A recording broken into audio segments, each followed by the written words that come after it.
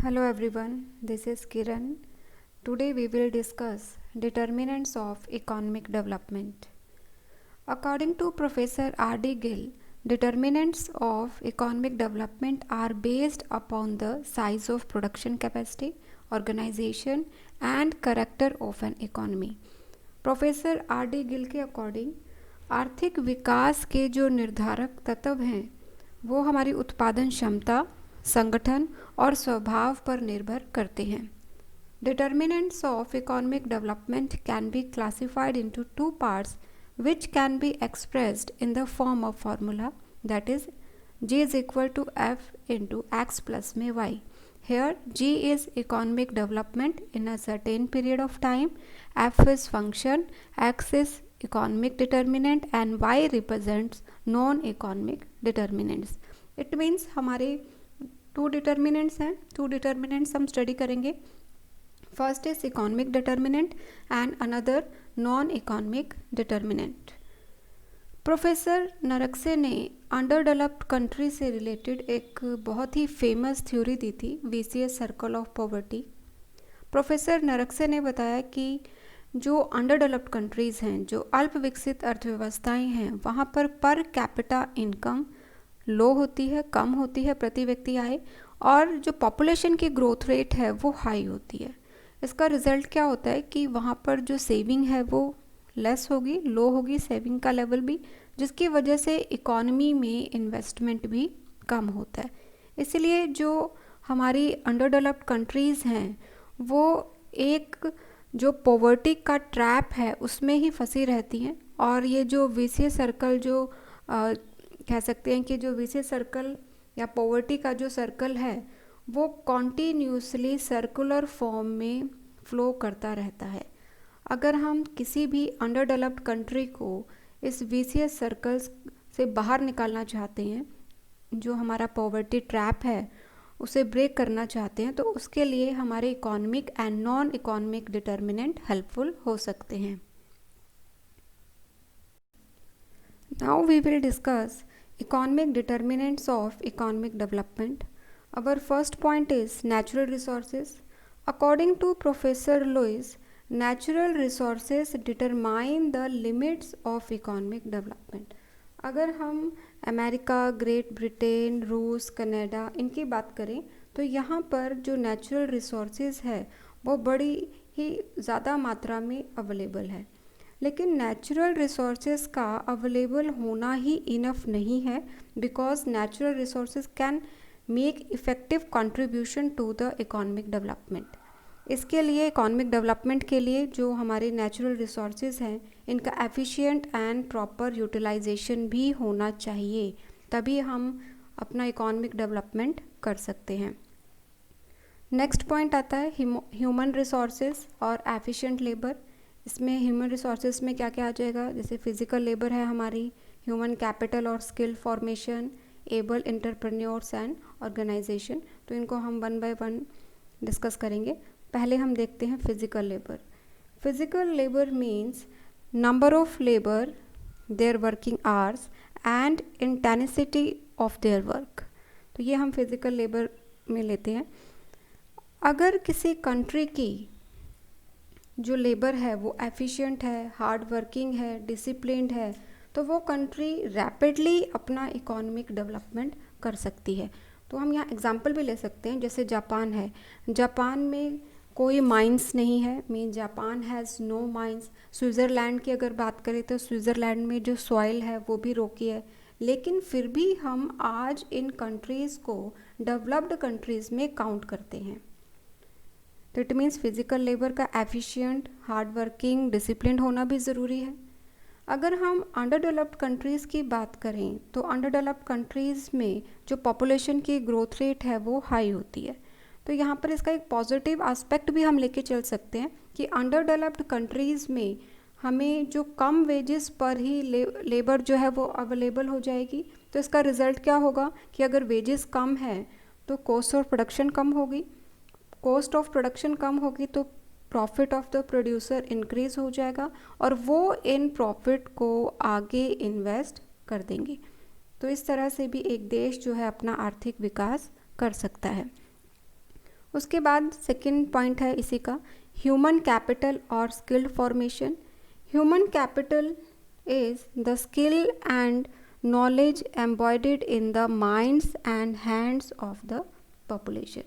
अब जो human capital है, जो मानवीय पूंजी है, इसका निर्माण कैसे होता है? अगर हम अच्छी एजुकेशन पर इन्वेस्टमेंट करें, अच्छी ट्रेनिंग दें हमारी लेबर को, अच्छी हेल्थ फैसिलिटीज़ प्रोवाइड करवाएं, तो ह्यूमन कैपिटल जो है वो हमारी इकोनॉमिक डेवलपमेंट के लिए मेजर रोल प्ले कर सकती है। इसका रिज़ल्ट क्या होगा, इसका बेनिफिट क्या होगा? गुड हेल्थ से जो लेबर की प्रोडक्टिविटी है वो बढ़ जाएगी, लेबर न्यू टेक्नोलॉजी को बड़ी इजीली अडॉप्ट कर पाएंगे, and it increases the ability of innovation. अगर एक कंट्री में इनोवेशन हो रहा है, हम न्यू टेक्नोलॉजी को अडॉप्ट कर रहे हैं, लेबर की प्रोडक्टिविटी अगर बढ़ जाए, तो नेचुरल है वो कंट्री अपना इकोनॉमिक डेवलपमेंट कर सकती है। इसमें जो थर्ड पॉइंट है, able entrepreneurs and organisation, it is also a form of human resources और एफिशिएंट लेबर। अब हमारा थर्ड पॉइंट आता है physical capital resources. Physical capital resources Hindi में बोलते हैं हम इसे भौतिक पूंजीगत साधन। ये क्या हैं? Physical capital resources it refers to machine, plants, tool, firms, equipments, infrastructure etcetera. जो हमारे क्लासिकल इकोनॉमिक्स थे, जैसे एडम स्मिथ और जे.एस. मिल, और जो हमारे मॉडर्न इकोनॉमिस्ट थे हैरोल्ड डोमर, इन्होंने कैपिटल फॉर्मेशन को इकोनॉमिक डेवलपमेंट का सबसे महत्वपूर्ण साधन माना है। तो इसके लिए हम क्या कर सकते हैं? हम टूल्स हैं, जो मशीन्स हैं हमारी, उनका स्टॉक जमा कर सकते हैं, या फिर जो लार्ज स्केल पर प्रोडक्शन भी किया जा सकता है। तो कैपिटल फॉर्मेशन को हम कैसे इंक्रीज़ करेंगे, इसके हम आगे पॉइंट्स करेंगे। हम पहले ये देख लेते हैं कि हम जो प्रोडक्शन है उसको कैसे बढ़ा सकते हैं। तो इसके हमारे पास दो मेथड है to increase production. First is capital deepening and another is capital widening. Capital deepening क्या है? कैपिटल डीपनिंग मीन्स प्रेजेंट में जो हमारे पास लेबर अवेलेबल है, अगर हम उनको अच्छी मशीन्स दे दें, अच्छी ट्रेनिंग्स दे दें, तो उनकी एफिशिएंसी बढ़ जाएगी, जो प्रोडक्टिविटी है वो बढ़ जाएगी। तो इसका रिज़ल्ट क्या होगा कि जो हमारी नेशनल इनकम है वो भी बढ़ जाएगी, और पर कैपिटा इनकम है वो भी इंक्रीज़ हो जाएगी कंट्री की। हमारा नेक्स्ट पॉइंट आता है इसी में, capital widening. Capital widening, this method implies that more machines and tools be used in order to provide more employment to labours. तो ये इसे हम बोलते हैं कैपिटल वाइडनिंग। अब जैसे हम लोग देखते हैं कि जो स्टील इंडस्ट्रीज़ हैं, जो केमिकल है, या जो इलेक्ट्रॉनिक इंडस्ट्रीज़ हैं, वहाँ पर हमें लार्ज अमाउंट पर कैपिटल की ज़रूरत पड़ती है। तो अब क्वेश्चन ये अराइज होता है कि हम कैपिटल फॉर्मेशन की जो रेट है उसको कैसे इंक्रीज़ कर सकते हैं। रेट ऑफ कैपिटल फॉर्मेशन किस पे डिपेंड करता है? हमारी रियल सेविंग पर, मोबिलाइजेशन ऑफ सेविंग और रिसोर्सेज पर, एंड इन्वेस्टमेंट पर। पहले हम देखते हैं रियल सेविंग को। सेविंग किसका फंक्शन है? इनकम का। अगर हमारी इनकम कांस्टेंट रहे और price of goods and services increase हो जाए, तो हमारी परचेजिंग पावर कम हो जाएगी, और सेम कंजप्शन लेवल को मेंटेन करने के लिए हम क्या करेंगे? हम अपने पास्ट की जो सेविंग है उसे यूज़ करेंगे। इट मीन्स इनकम के कांस्टेंट रहने पर और प्राइस एंड गुड्स की अगर सर्विसेज इंक्रीज हो जाए तो its effect on our saving. और दूसरी बात इसमें क्या आ जाती है कि इनकम सेविंग के साथ साथ किस पर डिपेंड करती है? हमारी डिज़ायर पर, कि हम कितनी बचत करने की इच्छा रखते हैं, कि हम कितनी बचत करना चाहते हैं। प्रोफेसर नरक्से ने अंडर डेवलप्ड कंट्री से रिलेटेड एक सुझाव दिया कि वहाँ पर जो डिसगाइज्ड अनएम्प्लॉयमेंट पाई जाती है, छिपी हुई बेरोज़गारी पाई जाती है। डिसगाइज्ड अनएम्प्लॉयमेंट मीन्स किसी काम को करने के लिए जितनी पीपल रिक्वायर्ड हैं, जितने पीपल की हमें ज़रूरत है, उससे ज़्यादा लोग काम पर लगे हुए होते हैं। तो जो एक्स्ट्रा लोग हैं, अगर हम उसे किसी दूसरे ऑक्यूपेशन में शिफ्ट कर दें तो हम अपनी सेविंग को बढ़ा सकते हैं। तो नरक्से ने प्रोफेसर नरक्से ने ये सजेशन दिया फॉर अंडर डेवलप्ड कंट्रीज़ के लिए कि वो किस तरीके से अपना इकोनॉमिक डेवलपमेंट कर सकते हैं। सेकेंड पॉइंट आता है इसी में, मोबिलाइजेशन ऑफ सेविंग और resources. Mobilization of resources depend on such financial institutions as bank, cooperative societies, joint stock companies, etc. Means rate of economic development depends largely on efficient financial institutions. Means economic development के लिए जितने भी हमारी financial institutions हैं, चाहे वो bank हैं, चाहे वो cooperative societies हैं, चाहे joint stock companies हैं, उनका efficient होना भी ज़रूरी है। इसी में नेक्स्ट आता है हमारा इन्वेस्टमेंट। अब इकोनॉमिक डेवलपमेंट के लिए अगर हम सिर्फ सेविंग कर लें और उसे इन्वेस्ट नहीं करें तो इससे इकोनॉमिक डेवलपमेंट नहीं हो सकता। इकोनॉमिक डेवलपमेंट के लिए हमें हमारी सेविंग को इन्वेस्टमेंट करना चाहिए, और ये जो इन्वेस्टमेंट है हमें प्रोडक्टिव जो एक्टिविटीज़ हैं उन पर इन्वेस्ट करना चाहिए। तो इस तरीके से हम लोग कैपिटल फॉर्मेशन को इंक्रीज़ कर सकते हैं। तो ये इसकी 3 पॉइंट्स हैं हमारे। इसके बाद नेक्स्ट पॉइंट आता है हमारा कैपिटल आउटपुट रेशियो। पहले हम देख लेते हैं कि कैपिटल आउटपुट रेशियो क्या है। Capital output ratio implies the amount of capital needed to produce 1 unit of output। Means उत्पादन की एक इकाई उत्पन्न करने के लिए पूंजी की कितनी इकाइयों की आवश्यकता है। सिंपल लैंग्वेज में अगर हम बात करें कि 1 यूनिट ऑफ आउटपुट करने के लिए, 1 यूनिट ऑफ प्रोडक्शन करने के लिए हमें कितनी कैपिटल चाहिए। जितनी कैपिटल कम यूज़ हम करेंगे 1 यूनिट ऑफ प्रोडक्शन के लिए, ये किसे रिप्रेजेंट करेगा? लो कैपिटल आउटपुट रेशियो को। इट मीन्स एक कंट्री में इकोनॉमिक डेवलपमेंट के लिए कैपिटल आउटपुट रेशियो कम होना चाहिए, लो होना चाहिए। इसे हम डायग्राम से भी देख सकते हैं कि ओ एक्स एक्सिस पर हमने क्या लिया? रेट ऑफ कैपिटल ग्रोथ, और ओ वाई एक्सिस पे हमने लिया है rate of output growth. O A curve पर हम लोग देखें कि अगर हम कैपिटल में 5% इंक्रीज़ कर रहे हैं तो प्रोडक्शन में कितना इंक्रीज़ हो रहा है?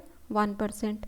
अगर हम ओ बी कर्व पर चेक करें तो इस पर भी हम इफेक्ट देख सकते हैं कि अगर हम 5% इंक्रीज़ कर रहे हैं तो ओ बी कर्व पर देखो कि प्रोडक्शन में कितना चेंज हो रहा है, कितना इंक्रीज़ हो रहा है? 2%।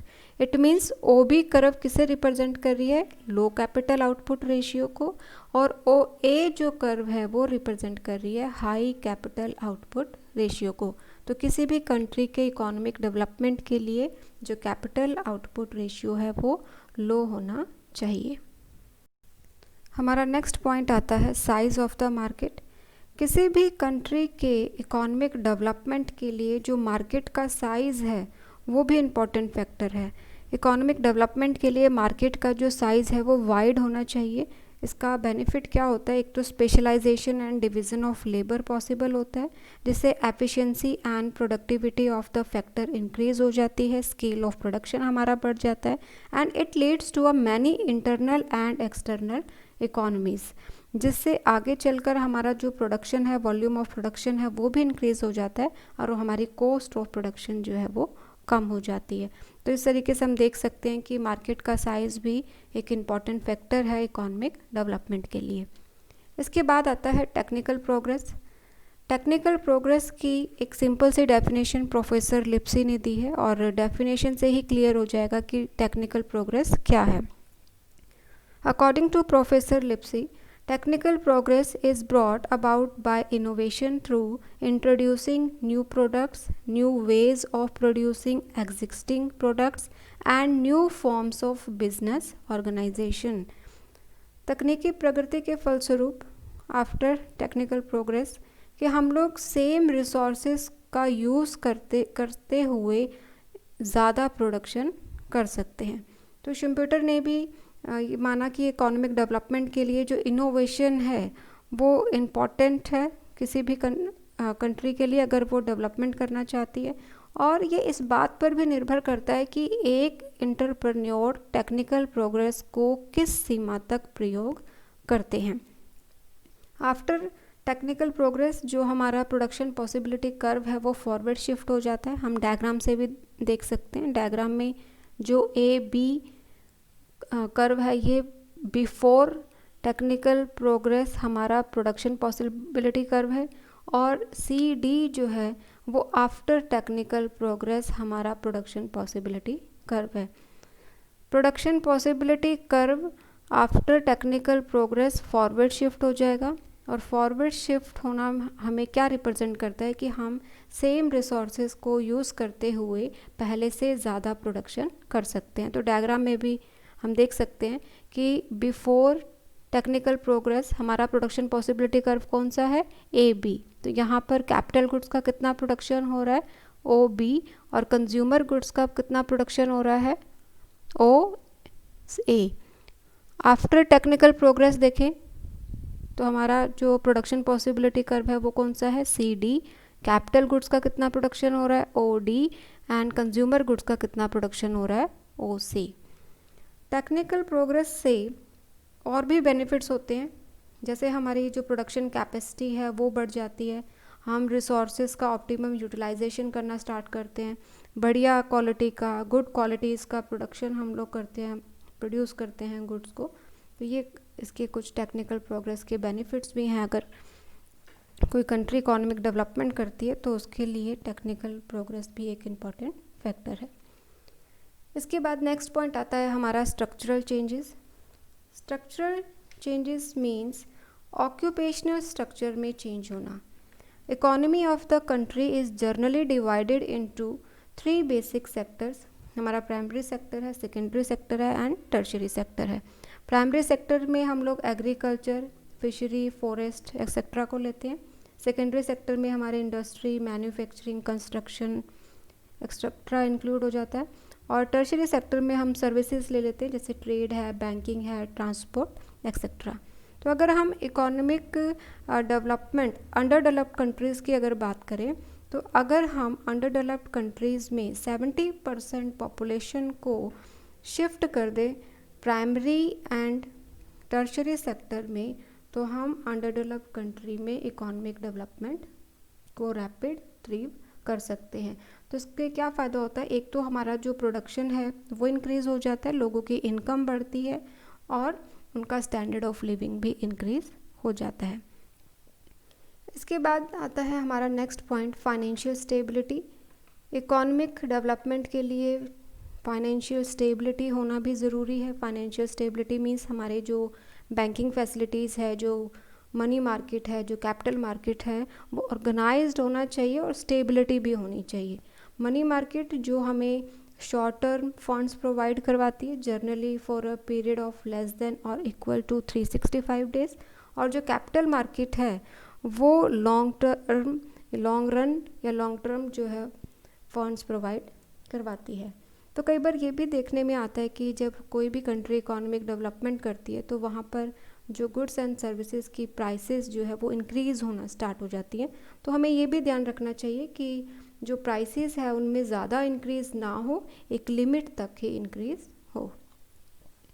इसके बाद हमारा नेक्स्ट आता है development planning. Development planning means ये एक ऐसी प्रोसेस है जिसमें कंट्री के जो रिसोर्सेज हैं उनको ध्यान में रखते हुए एक पर्टिकुलर टाइम में एक पर्टिकुलर ऑब्जेक्टिव्स को पूरा करने के लिए योजनाएं बनाई जाती हैं, प्लानिंग की जाती है, और इन योजनाओं को पब्लिक एंड प्राइवेट सेक्टर दोनों पर लागू किया जाता है। इसका बेनिफिट क्या होता है, एक तो जो हमारे रिसोर्सेज हैं उनका एफिशिएंट यूज़ होता है, और जो नेशनल इनकम है कंट्री की वो भी इंक्रीज हो जाती है। इसके बाद हमारा नेक्स्ट पॉइंट आता है इंटरनेशनल डिटर्मिनेंट। किसी भी कंट्री के इकोनॉमिक डेवलपमेंट के लिए इंटरनेशनल डिटर्मिनेंट भी एक इम्पॉर्टेंट फैक्टर है। हम देखते भी हैं कि जो डेवलप्ड कंट्रीज़ हैं वो अंडर डेवलप्ड कंट्रीज़ को काफ़ी सारी फैसिलिटीज़ भी प्रोवाइड करवाती है, चाहे वो इंडस्ट्रियल सेक्टर में हो, चाहे वो एग्रीकल्चर सेक्टर्स में हो। इसके अलावा कुछ इंटरनेशनल इंस्टीट्यूशंस भी हैं, जैसे IBRD international bank for rural development, IDA international development agency. ये भी अंडर डेवलप्ड कंट्रीज़ को उनके डेवलपमेंट के लिए जो लोन है, जो ऋण है, वो दिलाने में सहायता करती है। तो इस तरीके से हम देख सकते हैं कि international determinant is also a important economic determinant. Now we will discuss non economic determinants. Our first non-economic determinant is desire for development, विकास की इच्छा. देश के आर्थिक विकास के लिए ये भी आवश्यक है कि वहाँ के लोगों में, चाहे वो डॉक्टर हो, टीचर हो, पॉलिटिशियन हो, लेबर हो, जितने भी लोग हैं उनमें विकास करने की इच्छा होनी चाहिए, डिज़ायर होनी चाहिए डेवलपमेंट करने की, तभी एक कंट्री जो है डेवलपमेंट कर सकती है. इसके बाद हमारा आता है स्प्रेड ऑफ एजुकेशन. एजुकेशन भी इम्पॉर्टेंट नॉन इकोनॉमिक डिटर्मिनेंट है. According to Walter Krause, education brings revolutions in the ideas for economic progress. तो एजुकेशन जो है वो भी एक इम्पॉर्टेंट नॉन इकोनॉमिक डिटर्मिनेंट है. इसके बाद आता है हमारा नेक्स्ट पॉइंट पॉलिटिकल डिटर्मिनेंट्स, राजनीतिक निर्धारक. किसी भी देश के इकोनॉमिक डेवलपमेंट के लिए जो पॉलिटिकल डिटर्मिनेंट है, जो पॉलिटिकल स्टेबिलिटी है, वो जितनी ज़्यादा होगी, लोगों का सरकार में उतना ही ज़्यादा विश्वास बना रहेगा. और जितनी भी हम लोग योजनाएं बनाएंगे लॉन्ग रन को ध्यान में रखते हुए, वो बिना किसी बाधा के निरंतर चलती रहेंगी. इसके बाद हमारा नेक्स्ट पॉइंट आता है social determinant. Social determinant economic development is closely associated with social changes. Social institutions like caste system, joint family system, law of inheritance, etc. having their powerful impact on economic development. It means country के economic development के लिए जो outlook है people का, जो विचारधारा है, उसमें भी परिवर्तन होना चाहिए, चेंज होना चाहिए. इसके बाद आता है हमारा रिलीजियस डिटर्मिनेंट. इकोनॉमिक डेवलपमेंट के लिए यदि देश के लोग आर्थिक उन्नति को अपने धर्म के विरुद्ध समझते हैं, अपने भाग्य के सहारे रहते हैं, हार्ड वर्किंग में यकीन नहीं करते, तो वो देश कभी भी अपना इकोनॉमिक डेवलपमेंट नहीं कर सकता. इकोनॉमिक डेवलपमेंट के लिए ज़रूरी है कि वहाँ के लोग धर्म और आर्थिक उन्नति को धर्म के विरुद्ध ना समझें, अपने भाग्य के सहारे ही ना रहें और हार्ड वर्क करें, तभी एक कंट्री जो है इकोनॉमिक डेवलपमेंट कर सकती है. इसके बाद आता है हमारा hope and aspiration for development. किसी भी कंट्री के इकोनॉमिक डेवलपमेंट के लिए hope and aspiration for development भी इम्पॉर्टेंट है. मीन्स जो लोग हैं वो फैटलिस्ट, भाग्यवादी नहीं होने चाहिए. वो हर चीज़ को अपने भाग्य के साथ ना जोड़े कि अगर वो गरीब हैं तो वो ये ना सोचें कि ये हमारे भाग्य में लिखा हुआ है. अगर वो ऐसा सोचते हैं तो वो अपना इकोनॉमिक डेवलपमेंट कभी भी नहीं कर पाएंगे. इसके बाद आता है फ्रीडम फ्रॉम करप्शन. एक कंट्री जो है इकोनॉमिक डेवलपमेंट तभी कर सकती है जब कंट्री में करप्शन ना हो, क्योंकि जब कंट्री में करप्शन होता है तो हम देखते हैं कि करों की चोरी होने लग जाती है, गलत लोगों को लाइसेंस दिए जाते हैं, तो इसका इंडस्ट्रियल सेक्टर पर जो है बुरा प्रभाव पड़ता है. तो एक कंट्री को फ्री होना चाहिए करप्शन से. इसके बाद कंट्री में position of law and order.